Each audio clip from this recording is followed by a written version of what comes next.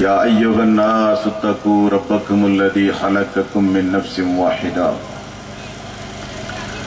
وخلق منها زوجها وبث منهما رجالا كثيرا ونساء واتقوا الله الذي تساءلون به والأرحام إن الله كان عليكم رقيبا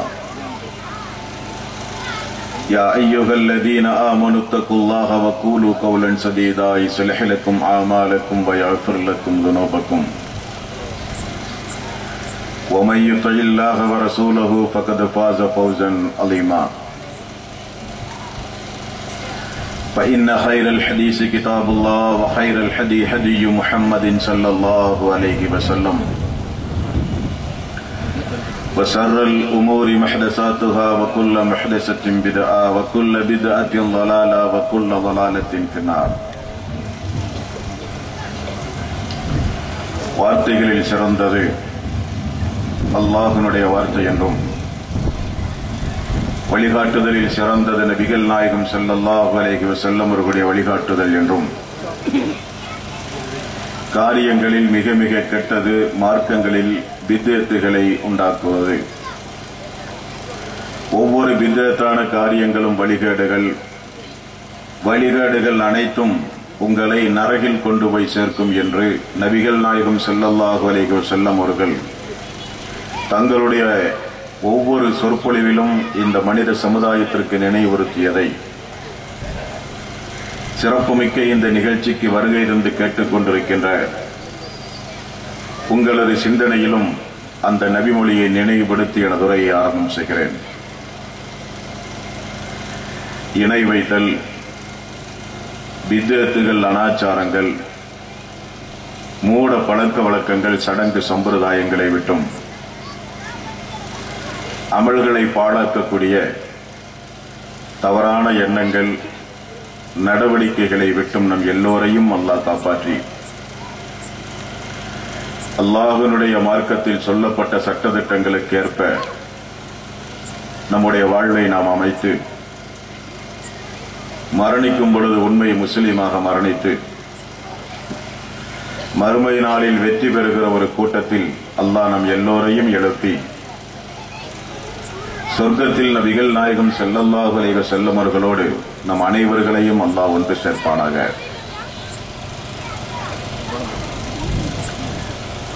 அல்லாஹ்வினுடைய மாபெரும் கிருபையினால்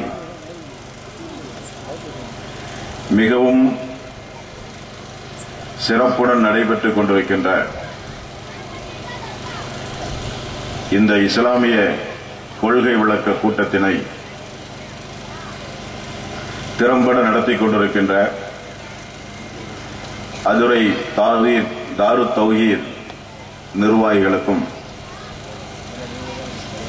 அல்லாஹ்வினுடைய மார்க்கத்தை நாம் அறிந்து கொண்டு அதனை நம்முடைய வாழ்வில் நடைமுறைப்படுத்த வேண்டும் என்கிற உன்னத லட்சியத்தோடு இங்கே வருகை தந்து அமர்ந்து கொண்டிருக்கின்ற உங்கள் அனைவர்களுக்கும் எனக்கு முன்னால் நரக வேதனை யாருக்கு என்கிற ஒரு தலைப்பில் அழகான ஒரு உரை நிகழ்த்திவிட்டு அமர்ந்து கொண்டிருக்கின்ற என் அன்பு சகோதரர் அவர்களுக்கும் என்னுடைய மனமார்ந்த நன்றிதலையும் சலாத்தினையும் தெரிவித்துக் கொள்கிறேன். அஸ்ஸலாமு அலைக்கும் வரஹ்மத்துல்லாஹி வபரகாத்துஹு. அன்பான சகோதரர்களே, தாய்மார்களே, பெரியோர்களே,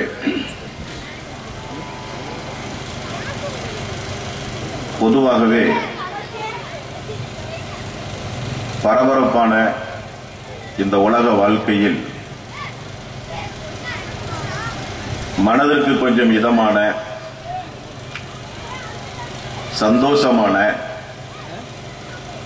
நல்ல செய்திகளை கேட்கிற வாய்ப்பு நம்முடைய வாழ்வில் மிக மிக குறைவு. அப்படி ஒரு வாய்ப்பை என் அன்பு சகோதரர்கள் இந்த நிகழ்ச்சியின் மூலம் உங்களுக்கு ஏற்பாடு செய்து தந்திருக்கிறார்கள். எனது உரையை துவக்குவதற்கு முன்னால் யாருக்கெல்லாம் மறுமை நாளில் நம்மையும் நம்முடைய குடும்பத்தினர்களையும் நரக நெருப்பிலிருந்து பாதுகாக்க வேண்டும் என்கிற எண்ணம் உள்ளத்தில் ஆறுபழிந்திருக்கிறதோ அவர்களுக்கு மட்டும்தான் இந்த உரை பயனளிக்கும். யாருக்கெல்லாம் மறுமை நாளில் அல்லாஹ்வினுடைய ரசூலோடு சொர்க்கத்தில் உன்னதமான இடத்தில் இருக்க வேண்டும் என்கிற ஆசை உண்டுமோ அவர்களுக்கு மட்டும்தான் இந்த உரை பயனளிக்கும். அது அல்லாமல் வீடுகளிலே இருந்து நேரத்தை கழிப்பதற்கு பகரமாக எல்லோரோடும் சேர்ந்து நாமும் போய் அமர்ந்து பயான் நிகழ்ச்சிகளிலே பங்கு பெறுவோம் என்றால் இந்த உரை உங்களுக்கு பயனளிக்காது. முதலில் உள்ளத்தை கொஞ்சம் விசாலப்படுத்த வேண்டும். நபிகள் நாயகம் ஸல்லல்லாஹு அலைஹி வஸல்லம் அவர்களுடைய உரைகளை கேட்கச் செல்கிற சஹாபாக்கள் இப்படி சொல்லுகிறார்கள், அல்லாஹ்வுடைய ரசூலுடைய உரைகளை கேட்கச் செல்லுகிற நாங்கள் அல்ல திரும்ப வரும்போது எங்களுடைய வாழ்விலே பெரிய பெரிய மாற்றங்கள் ஏற்பட்டிருக்கும். உரைகளை கேட்கச் செல்லும் பொழுது இருந்த எங்களுடைய மனோபாவம் அல்ல, நாங்கள் திரும்ப வரும்போது எங்களுடைய நடவடிக்கைகளில் எங்களுடைய உள்ளத்தில் மிகப்பெரிய மாற்றங்கள் ஏற்படும். ரசூலுல்லாஹி ஸல்லல்லாஹு அலைஹி வஸல்லம் உரைகளை கேட்கச் சென்று நாங்கள் திரும்பும் பொழுது என்று சஹாபாக்கள் சொல்லுகிறார்கள். ஒரு நல்ல உபதேசம் எப்பொழுது பயனளிக்கும் என்றால் அல்லாஹுவை குறித்துள்ள அச்சம் கொஞ்சம் நம்முடைய உள்ளத்திலே இருந்தாக வேண்டும். இது ஒரு பொழுதுபோக்கு நிகழ்ச்சி அல்ல. இது உலக சம்பந்தப்பட்ட உரையாடல்களோ நிகழ்ச்சிகளோ அல்ல. இது மறுமையோடு தொடர்புடைய ஒரு காரியம். அல்லாஹ் கேட்பான், உங்களுக்கு அச்சமூட்டி எச்சரிக்கை செய்கிற மக்கள் வந்து இந்த நாளை குறித்து, மறுமையை குறித்து, என்னை குறித்து உங்களுக்கு சொன்னார்களா என்று அல்லாஹு தஆலா உங்களிடத்திலே கேட்பான். ஆகவேதான் ரசூலுல்லாஹி ஸல்லல்லாஹு அலைஹி வஸல்லம் அவர்கள் அரஃபா பேருரையின் பொழுது இறுதியாக மக்களுக்கு நினைவுபடுத்தினார்கள், நான் இந்த மார்க்கத்தை உங்களுக்கு முழுமையாக சொன்னேனா? ஒட்டுமொத்த சஹாபாக்களும் இடி முழக்கம் போல சொன்ன ஒரே பதில், யா ரசூலல்லாஹ், நீங்கள் சொன்னீர்கள், ஒளிவு மறைவின்றி இந்த மார்க்கத்தை நீங்கள் சொன்னீர்கள் என்று மக்களும் சொல்ல, ரசூலுல்லாஹி ஸல்லல்லாஹு அலைஹி வஸல்லம், யா அல்லாஹ் இதற்கு நீ சாட்சி, யா அல்லாஹ் இதற்கு நீ சாட்சி என்றார்கள். அதுதான் உங்களுக்கு நாங்கள் இங்கே நினைவுபடுத்துகிறோம். இந்த நிகழ்ச்சியை ஏற்பாடு செய்த, செலவழித்து நடத்தி கொண்டிருக்கிற என்னுடைய அன்பர்களுடைய முக்கியமான நோக்கம், எல்லோரும் நிகழ்ச்சி நடத்துகிறார்கள், நாமும் ஒரு நிகழ்ச்சி நடத்துவோம், எல்லோருக்கும் வந்ததை காட்டிலும் எங்களுக்கு கூட்டம் அதிகமாக வந்தது என்று பெருமை பேசுவதற்காக வேண்டிய அல்ல. சொன்னீர்களா என்று அல்லாஹு தஆலா நம்மிடத்திலும் கேட்பான். அல்லாஹுவே நாங்கள் சொன்னோம். சொன்னார்களா என்று அல்லாஹ் உங்களிடத்திலே கேட்பான். யா அல்லாஹ் அவர்கள் சொன்னார்கள். இதுதான் மறுமை நாள். நபிகள் நாயகம் ஸல்லல்லாஹு அலைஹி வஸல்லம் அவர்கள் 23 ஆண்டு காலம் இறை தூதராக இந்த உலகத்திற்கு அனுப்பப்பட்டிருக்கிறார்கள். தாய்மார்களே, சகோதரர்களே, பெரியோர்களே,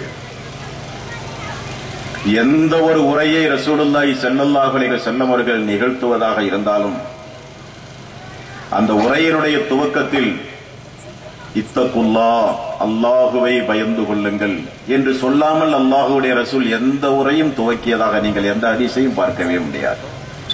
யா அய்யுஹல்லதீன ஆமனு தகுல்லாஹ், ஈமான் கொண்டவர்களே அல்லாஹுவை பயந்து கொள்ளுங்கள், ஹக்க துகாத்திஹி, உண்மையாகவே அல்லாஹுவை நீங்கள் பயந்து கொள்ளுங்கள். இப்படித்தான் அல்லாஹுடைய ரசூல் உரையை துவக்குவார்கள்.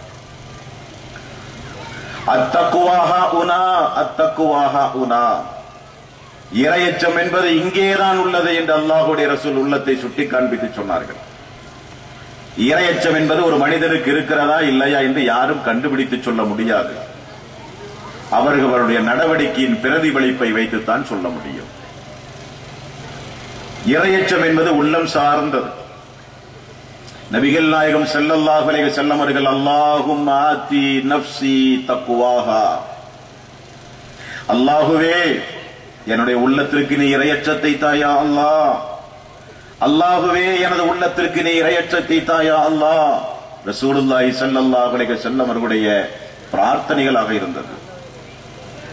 ரப்பனா ஆத்தினா ஃபித் துன்யா ஹஸனா வ ஃபில் ஆখিরাতি ஹஸனத்தும் வ கினா அஸாபன் நார். எந்த பிரார்த்தனைகளை ரசூலுல்லாஹி ஸல்லல்லாஹு அலைஹி வஸல்லம் அவர்கள் கேட்டாலும் இதை சொல்லித்தான் அல்லாஹ்வுடைய ரசூல் துஆவையே முடிப்பார்கள் என்று ஹதீஸிலே பார்க்கிறோம். அல்லாஹ்வே, இம்மையிலும் மறுமையிலும் சிறந்த வாழ்வை தாயா அல்லாஹ், நரக நெருப்பினுடைய வேதனையிலே இருந்து எங்களை நீ காப்பாற்றுவாயாக யா அல்லாஹ். ரசூலுல்லாஹி ஸல்லல்லாஹு அலைஹி வஸல்லமுடைய பிரார்த்தனையாக இருந்தது. தனது தோழர்களை அப்படி உருவாக்கினார்கள் ரசூலுல்லாஹி ஸல்லல்லாஹு அலைஹி வஸல்லம். இஸ்லாமிய ஆட்சியினுடைய சட்டத்தின் கடுமையை காட்டி மக்களை அல்லாஹ்வுடைய ரசூல் மிரட்டவில்லை. உம்மு சலமா ரலியல்லாஹு அன்ஹா அவர்களைப் போல அல்லாஹ்வுடைய ரசூலுடைய மனைவியும் நம்முடைய தாயுமாக இருக்கிற சஹாபி பெண்மணிகள் நமக்கு விளக்கி சொல்லுகிறார்கள். ஒரு நாள் நாங்கள் வீட்டுக்குள் அமர்ந்து கொண்டிருந்தோம். பள்ளிக்குள் சஹாபாக்கள் தேம்பி தேம்பி அழுகிற சப்தம் எங்களுடைய வீடுகளுக்கு கேட்டது. நாங்கள் வீட்டின் திரைச்சீலையை அகற்றி பார்த்தால் அல்லாஹ்வுடைய ரசூல் திரும்ப திரும்ப அந்த மக்களிடத்திலே ஒரே ஒரு வார்த்தையை சொல்லிக் கொண்டிருந்தார்கள், இத்தகுல்லாஹ், அல்லாஹுவை பயந்து கொள்ளுங்கள், அல்லாஹுவை பயந்து கொள்ளுங்கள், அல்லாஹுவை பயந்து கொள்ளுங்கள். உடனே சஹாபாக்கள் எல்லாம் தங்களுடைய மேலாடையை தலைக்கு மேல் போட்டு அவர்கள் அழுகிற சப்தம் எங்களுடைய வீடுகளிலே கேட்டது என்று சஹாபி பெண்கள் அறிவிக்கிறார்கள். ஏன் இவைகளை எல்லாம் ஆரம்பமாக உங்களுக்கு நான் எடுத்துச் சொல்கிறேன் என்றால், உங்களுக்கும் எனக்கும் அல்லாஹு தஆலா எத்துணை மணி நேரத்தை வைத்திருப்பான் என்று சொல்ல இயலாது. மரணம் யாருக்கு எப்பொழுது, எந்த நாளில், எந்த தேதியில், எந்த கிழமையில், எந்த நேரத்தில், எந்த இடத்தில், எப்பொழுது, அல்லாஹுவை தவிர யாருக்கும் தெரியாது. மரணிப்பதற்கு முன்னால் நம்முடைய வாழ்வில் கொஞ்சம் மாற்றம் வேண்டும். இப்படியே வாழ்வது நியாயம் இல்லைங்க. இப்படியே நம்முடைய வாழ்வை முன்னுக்கு கொண்டு போவதில் எந்த அர்த்தமும் கிடையாது. அதற்காக வேண்டி நாம் எல்லாம் வானத்திலிருந்து இறக்கப்பட்டவர்கள் என்று சொல்ல நான் இங்கே வரவில்லை. எல்லாம் ஆதமுடைய மக்கள். நம்முடைய தந்தைக்கு அல்லாஹு தஆலா ஒரே ஒரு ஹராமைத்தான் அல்லாஹு தஆலா சொன்னான். எல்லாம் அவருக்கு ஹலால். நமக்கு நிறைய ஹராமுகள் உண்டு. நம்முடைய தந்தைக்கு அல்லாஹு தஆலா ஒரே ஒரு கட்டளை தான் பிறப்பித்தான், மரத்தை நெருங்காதே என்றான், கனிகளை உண்ணாதே என்றான். உண்டார், சொர்க்கத்திலிருந்து வெளியேற்றப்பட்டார். ஆதமுடைய மக்கள் அனைவரும் தவறு செய்யக்கூடியவர்கள். தவறை தொடர்ந்து செய்கிறவர்கள் முஸ்லிம்கள் அல்ல. தவறை தொடர்ந்து செய்கிறவர்கள் மூமீன்கள் அல்ல.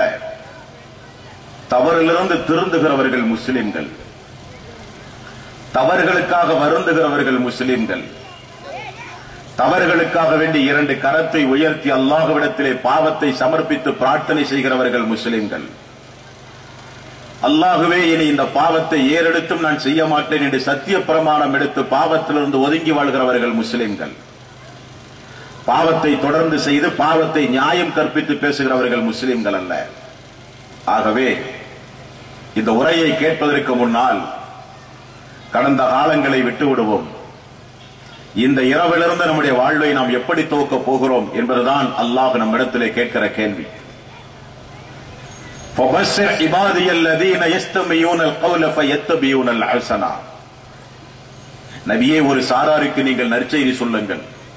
அவர்கள் யார் என்றால், சொல்லப்படுகிற விஷயத்தை கூர்ந்து கவனித்து நல்லவை இருந்தால் தன்னுடைய சொந்த வாழ்வில் பின்பற்றுவார்கள். அவர்களுக்கு நற்செய்தி சொல்லுங்கள் என்று அல்லாஹ் சொல்லுகிறான்.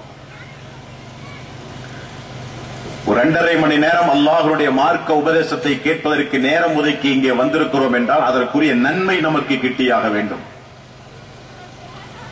ஆரம்பத்தில் நான் நினைவுறுத்தியதைப் போல ஒரு நேரத்தை கழிப்பதற்காக வேண்டி இங்கே நாம் கூடவில்லை. அது நமது நோக்கமும் அல்ல. ஆகவே தாய்மார்களே, பெரியோர்களே, காலத்தின் அவசியத்தை புரிந்து கொஞ்சம் உங்களுடைய செவிகளை தாழ்த்தி அல்லாஹ்வுடைய நீதிமன்றத்தில் இது குறித்து நாம் பதில் சொல்ல வேண்டும் என்கிற அக்கறையோடு கவலையோடு இந்த உரையை கொஞ்சம் செவிதாழ்த்தி நீங்கள் ஒவ்வொருவரும் கேட்க வேண்டும். குறைகளை பட்டியலிட்டு பெரிதுபடுத்தி பேசி உள்ளத்தை காயப்படுத்த இங்கே நான் வரவில்லை. இறை விசுவாசிகளை குறித்து அல்லாஹ் திருக்குர்ஆனில் சொல்லுகிற பொழுது நன்மையை ஏவுவார்கள், தீமையை தடுப்பார்கள். அவர்கள்தான் இறை விசுவாசிகள், அவர்கள்தான் உற்ற நண்பர்கள் என்று அல்லாஹ் சொல்லுகிறார். இந்த சமுதாயத்தை கொஞ்சம் நீங்கள் திரும்பி பார்க்க வேண்டும். 2012ஆம் ஆண்டிலே நாம் வாழ்கிறோம். நம்முடைய முன்னோர்கள் மூதாத்தியர்கள் பெற்றுராத எத்தனையோ வசதி வாய்ப்புகளை இந்த விஞ்ஞான யுகத்தில் நாம் எல்லாம் இன்றைக்கு அனுபவித்துக் கொண்டிருக்கிறோம். அறிவில் மனிதன் புரட்சி செய்து விட்டான் என்றெல்லாம் பேசுகிறார்கள். உண்மைதான். மனிதன் கண்டுபிடித்து இந்த மனித சமுதாயத்திற்கு வழங்கி இருக்கின்ற பொருள்களை பட்டியலிட்டு அடக்க முடியாது, எண்ணில் அடக்க முடியாது. விஞ்ஞான யுகத்தின் உச்சிக்கே மனிதன் சென்று விட்டான். ஆனால் ஆரம்ப காலகட்டத்தில் எல்லாம் நம்முடைய மனித சமுதாயத்தில் இருந்த ஒழுக்கங்கள், மாண்புகள், நன்னெறிகள் எல்லாம் இன்றைக்கு குழி தோண்டி புதைக்கப்பட்டு விட்டது. ஆரம்ப மக்களிடத்திலே இருந்த ஒழுக்கங்கள், பேணுதல்கள், நல்ல நல்ல பண்புகள் இந்த மனித சமுதாயத்திலே இன்றைக்கு இல்லை.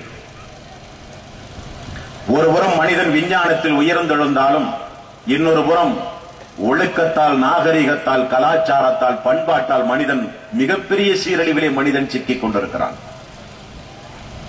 ஆனால் இஸ்லாமிய சமுதாயம் இதற்கு விதிவிலக்கு என்று உலகம் பேசியது ஒரு நாள். அவர்கள் குர்ஆனுக்கு கட்டுப்பட்ட மக்கள். அவர்களுக்கென்று ஒரு தூதர் உண்டு, முஹம்மது நபி ஸல்லல்லாஹு அலைஹி வஸல்லம். அவரை உயிரை விட மேலாக மதிக்கிற சமுதாயம் அந்த சமுதாயம். திருக்குர்ஆனை படித்தாலோ முஹம்மது நபியினுடைய வாழ்க்கை வரலாற்றை மேற்கோள் காண்பித்து பேசினாலோ அந்த மக்கள் உடனே தன்னுடைய வாழ்வை மாற்றிக் கொள்வார்கள். காரணம், உயிரை விட மேலாக தூதரை மதிக்கிறார்கள், மார்க்கத்தை நேசிக்கிறார்கள். முஸ்லிம்களை இந்த உலகத்தில் வேறு இருப்பது என்பது சாத்தியமில்லாத ஒன்று. காரணம், 10 பேரை கொன்றால் 20 பேர் உருவாகிறார். இஸ்லாத்தை உள்ளத்திலே இருந்து எடுப்பதற்கு என்ன வழி என்று ஆய்வு செய்தார்கள். வெற்றியும் பெற்று விட்டார்கள். வேதனையோடு சொல்லுகிறேன் நான். முஸ்லிம்கள் திருக்குர்ஆனை படிக்கக்கூடாது, முஸ்லிம்கள் முஹம்மது நபியை பின்பற்றக்கூடாது, முஸ்லிம்கள் வெள்ளிக்கிழமை பள்ளி வாயில்களிலே கூடக்கூடாது, முஸ்லிம்கள் தொழுகை போன்ற பேணுதலான காரியங்களில் ஈடுபடக்கூடாது, முஸ்லிம்கள் எப்பொழுதும் இஸ்லாம் என்றெல்லாம் சொல்லி வெளிப்படையான தன்னுடைய சுன்னத்துகள், பரலுகள் என்றெல்லாம் சொல்லி வெளிப்படையான வேஷங்களை முஸ்லிம்கள் தரிக்கக்கூடாது. குர்ஆனுக்கும் அவர்களுக்கும் மத்தியிலே ஒரு இடைவெளியை உண்டாக்க வேண்டும். உள்ளத்தில் இருக்கிற இஸ்லாமிய பற்றுதலை அப்புறப்படுத்த வேண்டும் என்கிற ஒரு சரித்திட்டம் தீட்டினார்கள். வெற்றியும் அடைந்தார்கள். தோற்றுக் கொண்டிருக்கிறோம் இஸ்லாமிய சமுதாயத்தை சார்ந்த நாம். தாய்மார்களே, பெரியோர்களே, உங்களுக்கெல்லாம் நன்றாக ஒன்றை சொல்லுகிறேன். உங்களுக்கு தெளிவாக தெரிந்த ஒரு காரியத்தை மீண்டும் நான் ஞாபகப்படுத்துகிறேன். இஸ்லாம், முஸ்லீம் என்பதெல்லாம் முஸ்லீமான பெற்றோர்களுக்கு பிறந்த காரணத்தினால் இலவசமாக நமக்கு கிடைத்த பட்டம் அல்ல. அப்படி நாம் நினைத்துக் கொண்டிருக்கிறோம். முஸ்லிம் குடும்பத்தில் பிறந்தால் முஸ்லிம், இந்து குடும்பத்தில் பிறந்தால் இந்து, கிறிஸ்தவ குடும்பத்தில் பிறந்தால் கிறிஸ்து, புத்த குடும்பத்திலே பிறந்தால் ஒரு மனிதன் புத்தன் என்ற அடிப்படையில் முஸ்லிமான பெற்றோர்களுக்கு பிறந்தால் நாம் எல்லாம் முஸ்லிம் என்றால் அது தவறு, தப்பு கணக்கு. இஸ்லாம், முஸ்லிம் என்பதெல்லாம் நம்முடைய தொப்பிகளிலும் கைலிகளிலும் அல்ல. ஒரு 3 மீட்டர் ஒரு துப்பட்டியை வாங்கி போர்த்துவதில் அல்ல இஸ்லாம் முஸ்லிம். முஸ்லிம் என்றால் அல்லாஹுக்கு கட்டுப்பட்டவன் என்று பொருள். யாரெல்லாம் குர்ஆனுக்கும் தூதருக்கும் கட்டுப்பட்டு நடக்கிறார்கள் அவர்கள் எல்லாம் முஸ்லிம்கள்.